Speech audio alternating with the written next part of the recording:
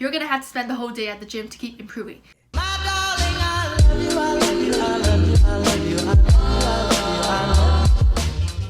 Hey guys, welcome back to my channel and welcome to episode 7 of Powerlifting Basics. In this video, I'll be going over the 5 biggest mistakes I made when I started powerlifting. So I've been powerlifting for more than 2.5 years, and in the beginning I programmed for myself and I didn't follow a strict program. I just based my workouts off of a program. I did do a lot of research, but there are still a few big things that I did wrong that resulted in plateaus and not improving and some other bad stuff. So in this video, I'll be sharing those things, and so if you're watching, you won't make the same mistakes I do. Also, on top of me talking, I'll be putting up clips from my workouts from last week, and it was my deloading. I am 4 weeks out from my next meet, so this week things are getting intense.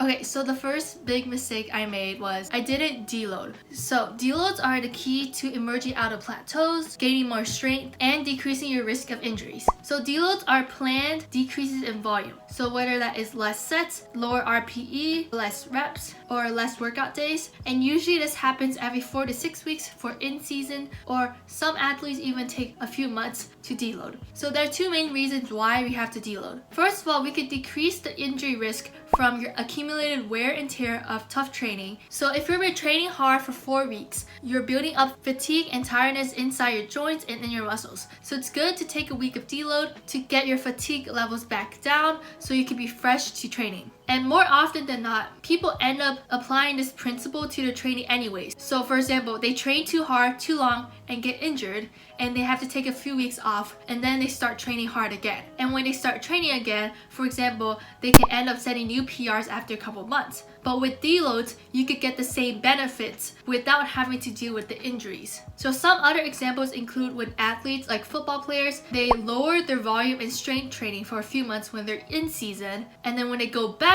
into strength training in their off season, they can experience large gains in strength because they took that period of deloading. And the second reason is you increase responsiveness to a given level of training stress. So the basic principles of training is you have to either increase your training volume or training frequency to improve. So for example, if you can squat 200 pounds today for 3 sets of 5, next week you have to add more to that. So you either do 4 sets, 6 reps, or a higher weight. However, to keep your muscles growing and to keep improving, you have to add weight every single time because your body won't respond to doing the same weight. It will only respond and grow if you do something more than that. So by looking at this graph, your responsiveness decreases the more you train. So you have to keep on doing more and more to get the same results. And if we keep on doing this, imagine spending 1 hour in the gym today, and next year if you want to get better, you have to spend more time at the gym because you have to do more sets and more reps. So you spend 2 hours at the gym, and when you're like 30 or 40, you're gonna have to spend the whole day at the gym to keep improving. So of course that's an extreme example, but what deloads do is they increase your responsiveness. So you can still train at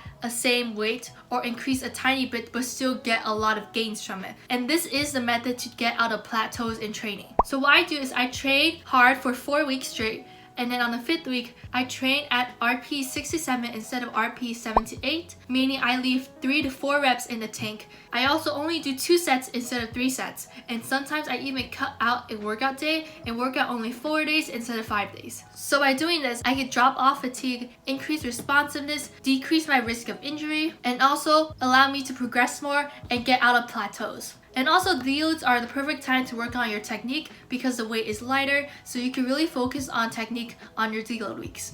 So the second mistake, or something I did not take advantage of when I started lifting, is newbie gains. So newbie gains are real, and growth is not linear, so you have to take advantage of your newbie gains. So newbie gains refer to the rapid increase in muscle mass that occurs when people with little to no lifting experience start lifting weights. Most men who are new to lifting can expect to gain around 20 to 25 pounds of muscle in their first year, and women can expect to gain half of that in the first year. And after this newbie gain period, progress will be much slower. And this happens because your body is hyper responsive to the stimulus provided by resistance training. So essentially, being a newbie means that you have been in a deload for your whole life, so you respond really well to training. But as you train more and more, you're not as responsive to the weights you will be hitting. Also, make sure to train all your muscle groups since all of your muscle groups will be in this season. So make sure to train all muscle groups and you won't have this phase again unless if you completely detrain,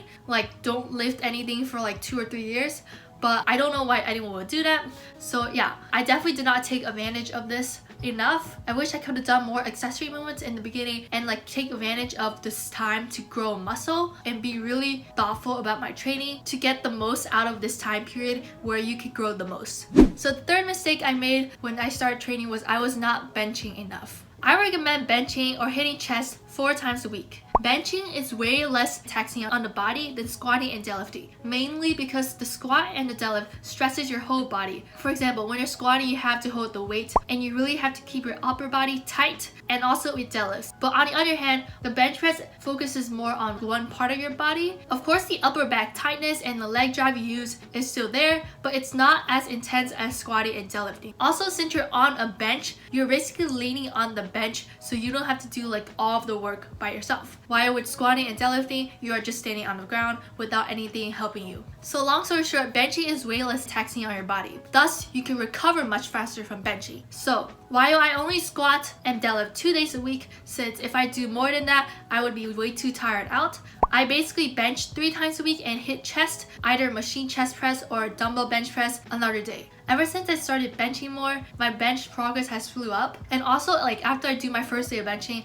I don't feel tired enough that I have to take a break in between my benching days. Of course, you should take your own fatigue levels in account. Like if you're super tired and sore from only 2 days of benching, don't add more.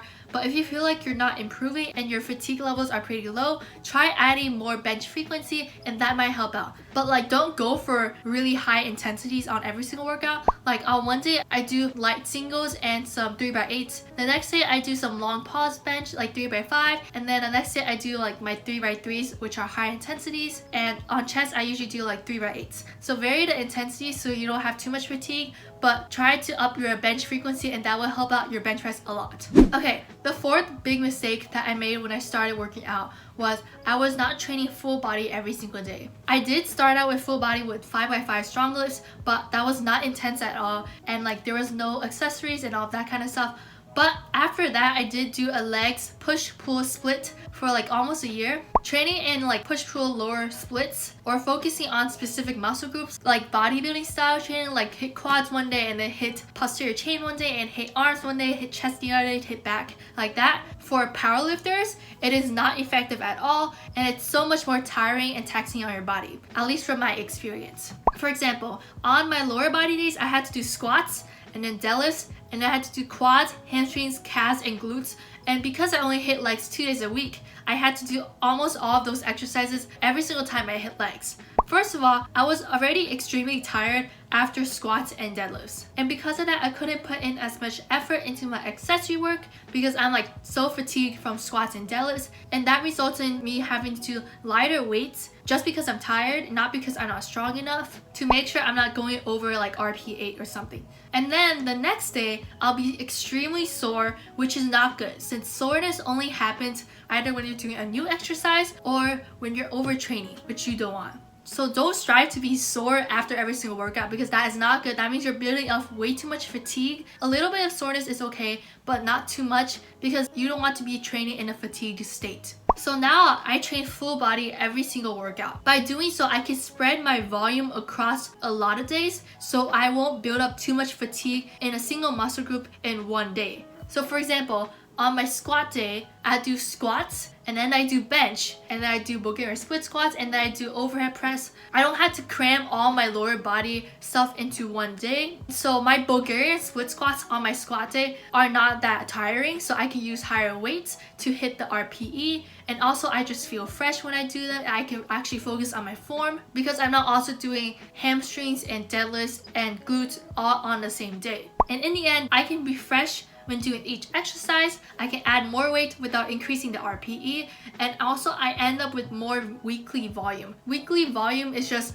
reps times sets times weights. And because I can do heavier weights at the same RPE, because I'm not tired, and I can hit a muscle group more than 2 or 3 times a week because I'm not limited to like leg day or like push day, I end up with more training volume, which is good for building strength and building muscle. Because essentially, the more you do, the more you gain to a certain extent when you're monitoring fatigue levels. And lastly, this isn't like a big mistake, but it is a mindset that I didn't have when I started lifting, and that is calculating the risk versus the reward. So even though powerlifting is one of the safer sports because you don't have contact with other people, there is still a risk of injury with every single sport. Before going into a lift or before going into a program, you have to weigh the risks versus the rewards. Most of the time, it's not injury, it's fatigue. So like, would you rather hit this PR that you're not supposed to hit and build up fatigue, which may result in bad sessions in the next few days, or do you want to go for the PR? If you have a coach or if you're following a really good program, sometimes it's better to follow the program and do the lighter weights, especially if you're not as experienced with number selection, because you don't want to build up that excess fatigue and have like bad sessions after that workout just for a slight PR. This is something that my coach has really taught me to think about, is to think of the long run. Lifting is a lifelong journey. You can do this for life. Like, there are people lifting and they're 80 and 90. So don't think of pushing yourself too hard because you don't want to overtrain, and also you don't want to hit the point where you don't like the sport anymore. So sometimes it's better to take like a bodybuilding phase and like kind of back off from squat, bench, and deadlift and just like enjoy building muscle instead of always pushing for your SPD numbers to go up.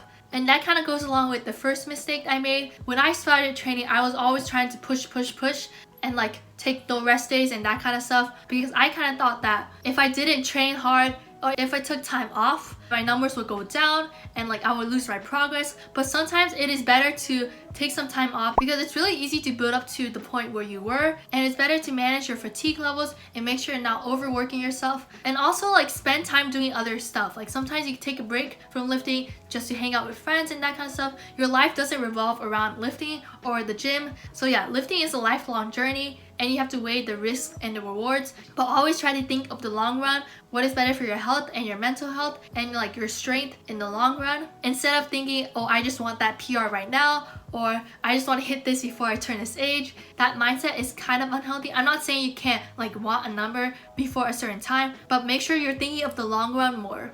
That is it for this week's video. I hope you guys learned something, and I hope you guys don't make the same mistakes that I made when I started powerlifting. Make sure you check out my other videos in my Powerlifting Basics series. Also, if you have any questions or things you want me to make in this series, leave them in the comments down below. Follow my Instagram if you want to stay updated with my lifts. Also, like this video if you did, and subscribe and turn on the notification bell so you won't miss another video. And yeah, so thank you guys so much for watching, and I'll see you next week.